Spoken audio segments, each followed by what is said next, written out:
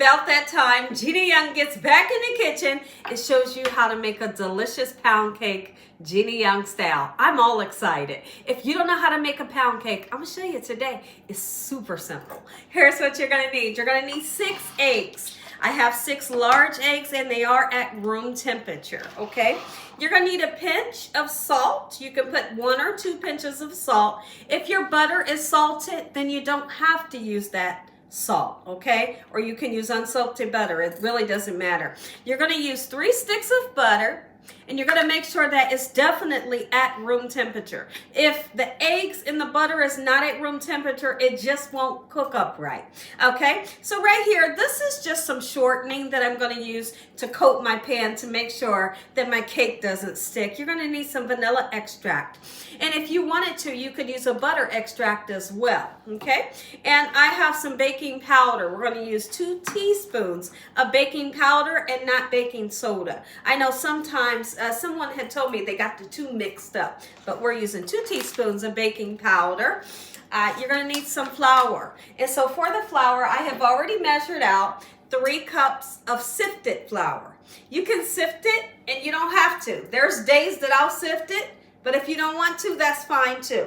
3 cups. You're gonna need 3 cups of white granulated sugar. That's what I have here. You could use a Splenda sugar as well for those that like to use that. Now, I'm gonna macerate some strawberries because here at the Young's house, you can't have a pound cake without some macerated strawberries being poured over the top. So we've cleaned these off. We're gonna chop them up nice and good. We're gonna serve this pound cake with ice cream and strawberries. Make sure your hands are clean. Let's make the most delicious pound cake you've ever tasted. Hope y'all are having a great day today, and if you're not, hopefully I can brighten up your day with this here recipe. Tell me, have you ever tried to make a pound cake? I want to hear from everybody. Do you plan on maybe trying this recipe, or do you love pound cake like we do here at the Young's house? Growing up, my grandma would make pound cake and it was the best. It was like buttery, crunchy on the top. The inside was soft and supple, and it was vanilla-y, buttery. It was just everything that your taste buds love, and this is me mimicking her pound cake. Now, the first thing I want to do is let's talk about the pan that I'm using. I'm using this fluted pan, okay? Now, listen to me. If you're using a pan that is this dark, when you're making a pound cake, you don't want to put the oven on 350 degrees. You're going to put it on 325 degrees, okay? And we're going to make sure that I'm using some shortening, okay? You can use the spray stuff to make sure that your cake doesn't stick, but I'm going to use this, and I'm going to dust my pan with some good flour so that our cake does not stick. First thing we're going to get started doing for this pound cake is cream up the butter and sugar. We're going to put the butter and the sugar together here in this mixer. You don't have to have a stand-up mixer. You can literally do this with a wooden spoon in a bowl, okay? Or a handheld mixer that has those 2 little mixers on it, okay? So now let's go ahead and put 3 cups of our sugar. Don't spill it like I did. You get the gist. Just get it in there. Along with your 3 sticks of real butter. Make sure it's real butter. Okay, it can be salted or unsalted. We're going to cream the 2 together until, like my grandma Lucille would say, she would say, cream it together until you can't hear the sugar anymore. I still remember being at my grandma's house, and she was getting ready to make a pound cake. And I was there, and she had a bowl and a wooden spoon, and she said, cream together the sugar and the butter for me. And I did, and I'd say, is it done yet? And she'd say, no. She'd say no. And I keep on stirring. I say, is it done yet? She say no. And I'm thinking, dang, well, I hate this, right? Like I wasn't happy doing it. But I appreciate that because she taught me how to do it the right way. And then she explained to me, she said, I'm listening for the sugar.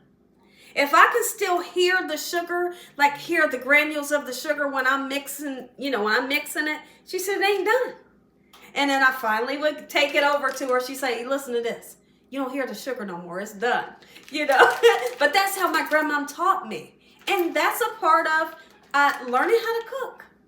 Learning how to cook, absolutely. And I love every bit of it. Before we mix together our butter and our sugar, let's go ahead and put the dried ingredients into our 3 cups of flour. And like I said, the flour can be sifted or unsifted. It really doesn't matter. 2 teaspoons. I'm going to make sure that I leveled a teaspoon off, because when you're baking, if you're not precise, it just won't turn out right? So I'm going to take that little edge and make sure that it's perfect. Just like that. We're going to need 2 of those. Let's go ahead and put that pinch of salt in. Just a pinch is all you need. You don't need a whole lot. All right, believe it or not, when you're making desserts, you need that salt because it helps to kind of really balance out everything, okay? So I'm mixing in that salt and the baking powder, just like so, and now I'm getting ready to cream together that butter and sugar. Our butter and sugar is creaming together. This will get light, airy, and nice and fluffy, and even a little bit brighter in color. Something. Take a look at how fluffy and pale this butter is. That's what I want yours to look like. This is perfectly done. Now, for this recipe, it's super interesting that you know when you're putting your flour in, you're only going to want to put a little bit in at a time, okay? So we're putting 1 cup in, okay, just like that. And then with every little bit of flour you put in, go ahead and crack an egg so things can get mixed up. Because this doesn't have water in it. This doesn't have apple juice. This doesn't have milk in it. So it's very important that you're putting the egg in every time you put flour in. Let's go ahead and mix it a little bit, and then we'll come back and put more flour in, and then another egg. More flour in. Okay, so we're going to do that. This is so relaxing and so much fun for me to make. It really brings home all the memories of my grandma making that pound cake. Y'all, when I would go, there's an eggshell. Are you kidding me? Hold on, y'all. What I was saying was when I would go over to my grandmom's, I'm just going to crack them in here. That way I ain't got to worry about eggshells falling in there, because it could happen. Now, so when I would go over to my grandmom's house and she had pound cake, I was all excited because by far she had the best pound cake there was ever. And what our son loves about this pound cake that I make is what I used to love about my grandmom's pound cake. It had a crispy, buttery topping. I mean, it's like, it's just lovely. It's hard to describe, but you're gonna see when it comes out of that pan. But it's crispy, it's buttery, it's everything, and then the inside is so soft and lovely. So I'm all excited to make this for our son because today he's got a birthday. And this is what he requested for his birthday. So this is the pound cake that I'm making for him. Super excited. Another egg right in there. A little bit more flour, and it's just like this. Take your time when you're making this recipe. You take your time, it's always going to turn out right. You hear me? Absolutely it will. I'm going to go ahead and put my vanilla extract in. Put the vanilla extract in 2 of these capfuls. It can be the clear kind like I'm using today, or even the other kind. There are some times where you'll see me add the vanilla extract and a butter extract. Both of those together is absolutely amazing. Let's continue to mix until the flour is gone and these 3 eggs are gone. One thing you'll definitely notice about this pound cake is the batter is not like a pourable batter. It's not like the kind that you make out of the box, and it's much thinner. I'm going to show you how thick it's supposed to be. So when yours turns out thick, don't think that you did anything wrong, because you didn't. It's supposed to be that way, okay? I'm continuing with this flour. I think I'm getting ready to put all of it in and put these 3 eggs in just like so. Quick and simple, right? It comes together so easily. Got a nice soft spatula, because not all the time does this mixer mix everything. You have to go in, get the sides, scrape the sides down so everything can be well incorporated. In the meantime, we got a pan here that we need to oil down, and we're going to flour it. Okay, so I got a nice clean paper towel, and I'm going to take that shortening, okay? I'm going to put a nice amount on here, and I'm going to make sure that every crease and crevice this on this pan, and even this part, this middle part, you have to grease that, okay? Otherwise your cake could get stuck. In the meantime, my oven is preheated to 325 degrees. Let's go ahead and dust our pan really good with some flour. All right, just shake it around and get the excess into the trash. Go ahead and get this right into our pan, and make sure you're making it nice and even. Look how thick it's supposed to be.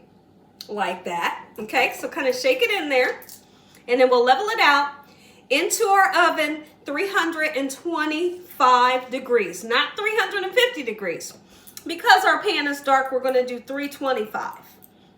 Getting that last bit of batter right in, and then I'm just going to take the soft spatula, kind of smooth it out, make sure it's nice and level. If you got it, if it's low on one side and high on the other side, it'll bake up like this, right? But if you smooth it out, it'll be straight for you, right? Absolutely.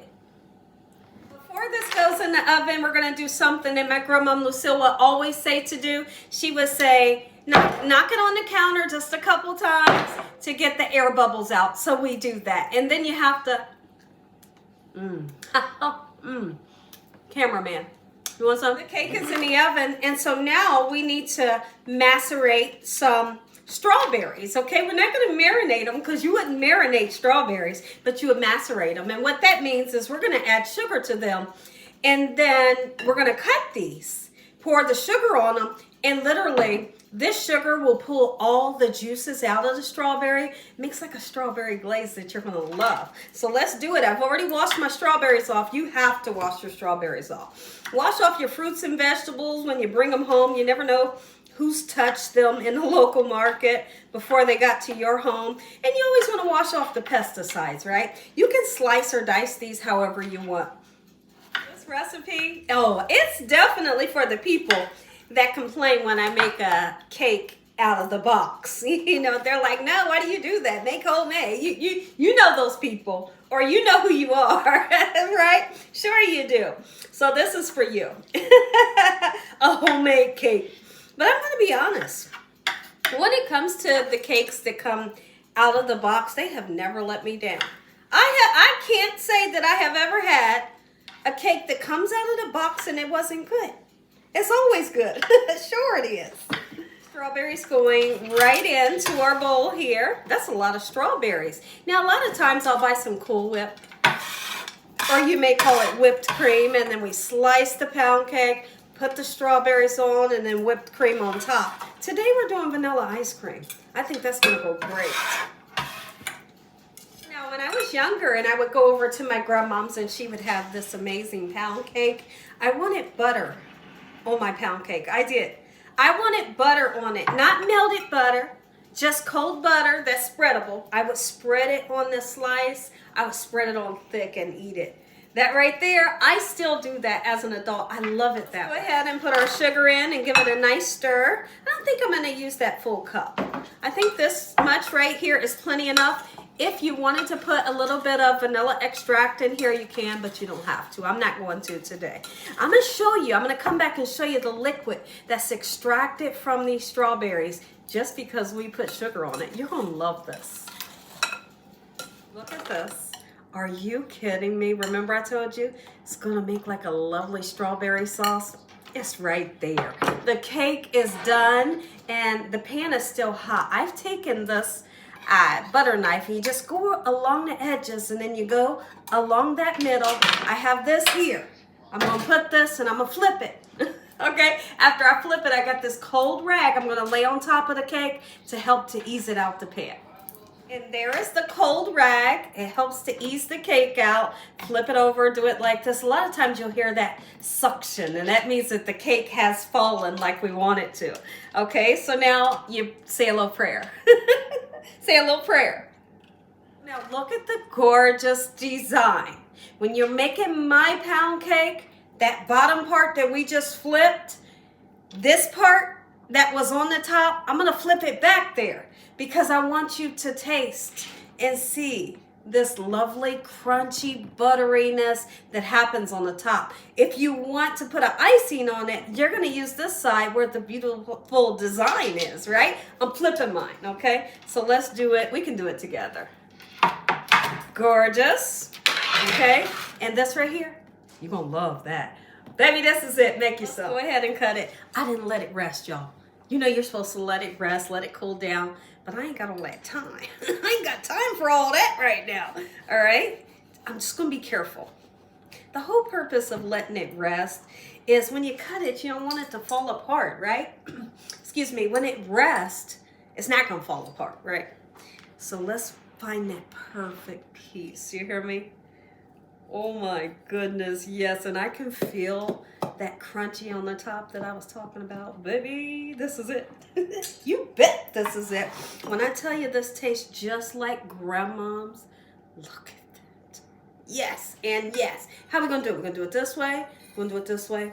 There we go. Go ahead. We're going to plate it up. All right, so either you can put the ice cream on the top like that. I'm going to put it on the side. How about we put it right about like something like that? Yes. All right, and next thing. Give this a nice stir. Should have grabbed a spoon. I'll be back. I want to use that fork that's in there because I won't get the sauce that I want. And this sauce, trust me, is the boss. Ha!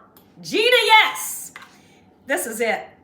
This is it. My son is going to enjoy his birthday. This is his requested cake. Here you go. Look, it took it. Enjoy the recipe. Enjoyed this video, give me a thumbs up. If you ain't subscribed, what you waiting on, tell your family and friends. Tell the world what Gina's doing every single day in this kitchen. And Father, on today, we thank you for this meal, your hedge of protection and your love. Amen. Ready for dessert. You're ready for dessert. Pound cake is on the menu. Homemade. Let's taste. We're going to taste it together. Yeah, we are. I'm going right in. I want the ice cream and strawberries first.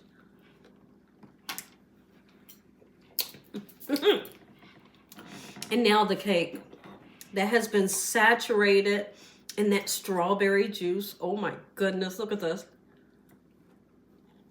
Yes,